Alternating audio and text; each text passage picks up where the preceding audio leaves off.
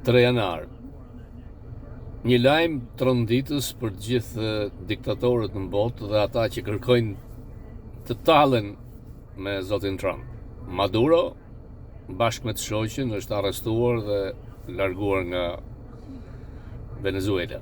Ka qenë një operacion si duket i CIA-s, mbështetur nga ajri, dhe Maduro, edhe pse kishte kohë që ju ishte afruar një largohu, kishte një mandat arresti ndaj tij të vitit 2020 si trafikant. Natyrisht që shumë shqiptar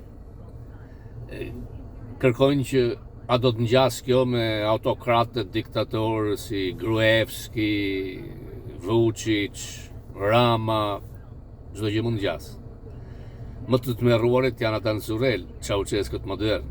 Natyrisht që me një vend të NATO-s nuk mund veprohet si veprohet me Venezuelën, por kur metit amerikane kanë kohë që thonë Rama si Noriega, njëri që ka një logjik minimale duhet të kuptojë që kur është koha për të larguar, duhet të largohet vetë, sepse ka mbajtur peng një vend.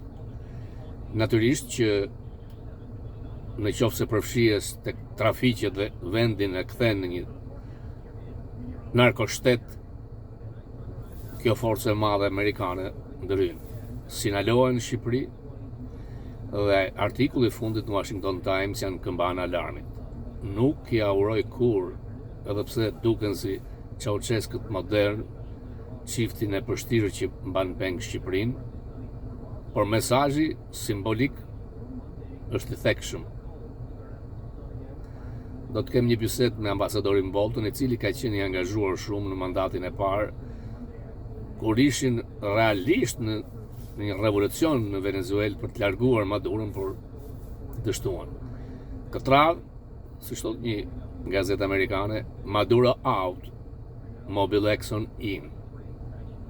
Kompanitë amerikane të naftës do të rimarin dhe njëherë ato puset, vendburimet dhe mëdha ku kanë investuar miliardë $. Në hemisferën perëndimore, Trump ka doktrinën Donero, si dikur Monroe. Kërkon ta kontrollojë tërësisht. A ka drejt? Dikush e ka pyetur te New York Times sot që a ke marrur lejen nga Kongresi. Do të shikojmë rreth kësaj. Ju përshëndes më shumë sot në Fokus.